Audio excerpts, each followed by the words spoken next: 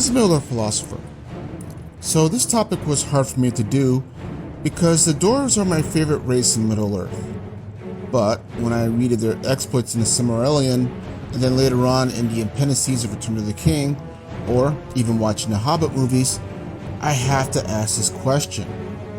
Why do they do so poorly during their war against the dragons in the Third Age when they single-handedly routed one of the most dangerous of their kind, the original dragon, Glaurung? Short recap. During the War of the Dagor Narniath Arnodiad, way back in the First Age, the Dwarves of the Blue Mountain cities Belagos and Norgrod were part of the Eastern Alliance in the final push against Morgoth's realm of Angband by the Noldor. Everything goes to shit, and the Eastern Front is broken by the armies led by Glaurung, who is torching everything and everyone that's in his way, orcs probably included. However, the Dwarves of Belagos, led by their king, stand their ground against them, while everyone else in the meantime is either fleeing for their lives or fighting amongst themselves. Moreover, Dwarven armor was proven to be dragon-proof, rather dragon flame-proof, which is nice, of course. And in a final push to crush the Eastern Alliance, the dragon rushes forward and faces off against the king. The king, unfortunately, is crushed underneath the great weight of Glaurung, but not before the dwarf shanks the dragon in the belly, penetrating so deeply that it causes a deep wound within him and causes him to flee, as well as the rest of his army. Now, I mentioned in my video on Turin that in my headcanon, it was my thought that it was this particular wound that Turin had reopened when he shanked Glaurung decades later, and why Glaurung had fled in the first place the first time he was stabbed. Anyway, fast forward. The Dwarves of Belagos, while not entirely unscathed, are one of the few populations that came out well enough after the cataclysmic end of the First Age, even though they had to abandon the city. After all, given that pretty much all the Elven realms had fallen by that time, the Dwarves were pretty much one of the only communities not associated with Morgoth to more or less survive intact, and during the Second Age, make their way and merge with the Dwarven realm of Khazad-dûm. Now, it's said that this merger made the kingdom of Khazad-dûm prosper even more so than it already has. The Dwarves, again, do pretty well during the Second Age, even during the war against Sauron and the War of the Last Alliance. But it's the Third Age where things basically go to hell. About halfway through, the year 1980, the Dwarves awaken the Balrog, Durin's Bane, and are subsequently booted out of their ancient home. Some migrate to the Blue Mountains, while others to the Grey Mountains and, later on, the Iron Hills and Erebor. The Dwarves that went north do well, but that success ends up drawing the attention of later dragons that inhabited that area. Not dragons from the First Age, supposedly, but still dragons, thus leading to a series of long conflicts with them between the Dwarves, that ultimately forces the Dwarves out of the Grey Mountains and back down south.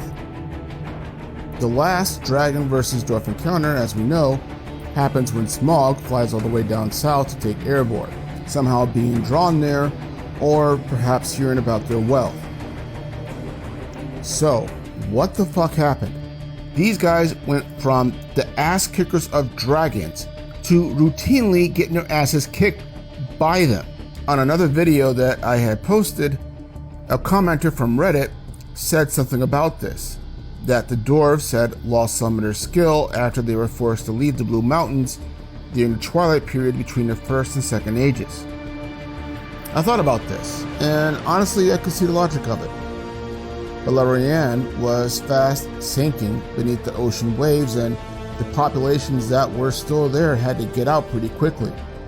So, logically, that would mean that when the Dwarves left Belagos and Norgrod, they may not have been able to take their tools with them that they used to create the dragon mask with, even though they should have retained the skill to make them. But that's the thing. They still had the skill, and Khazad-dûm was more than prosperous enough even more so than the Blue Mountain strongholds. Therefore, remaking those tools and machines should not have been a problem. Therefore, I think one or two things may have happened. One was that there's no report of dragons at all during the Second Age. Compare that to the previous age. Glaurung had been around for quite a while during the wars with the Noldor, that the dwarves certainly would have heard of it. So, when Mahedros puts out the word that he's putting together an allied army to take out Angband once and for all, the dwarves knew what they were going up against and therefore made the proper preparations, having enough time to build up those forces. Essentially, that there was a need for technology during the First Age to deal with dragonfire, whereas in the Second Age, there wasn't. Don't get me started on why the Noldor didn't develop this, but whatever. Then there's the second point, that by the time the Balrog runs them out of Khazad-dûm, well into the Third Age, the making of dragon-proof armor had become a lost art, essentially. Not due to catastrophe, but to atrophy. Again, there wasn't a need for it compared to fighting orcs during the second and the earlier part of the Third Age. And it seems to me implied that the exodus from now Moria was a lot more sudden and chaotic than the one from the Blue Mountains. And it wasn't like they were expecting to see those creatures again, since it had been roughly well over 2,000 years by that point. And by the time they found themselves in need of that skill again, it was a long forgotten art. And also too, the Dragon Wars came upon them too suddenly. Again, no prep time. For all the Batman fans out there. Beyond that though, I can't fathom the decline in their victory ratio against the dragons. It's sad to me, because again, they're my favorite race. Arguably the strongest military force in the world for most of those ages, given that anyone who goes up against them has a difficult time in doing so. And while yes, their armies have been defeated from time to time, it's not without great cost to whoever's defeating them. So, them not being able to take out, hell, even Smaug, is just kind of sad to me.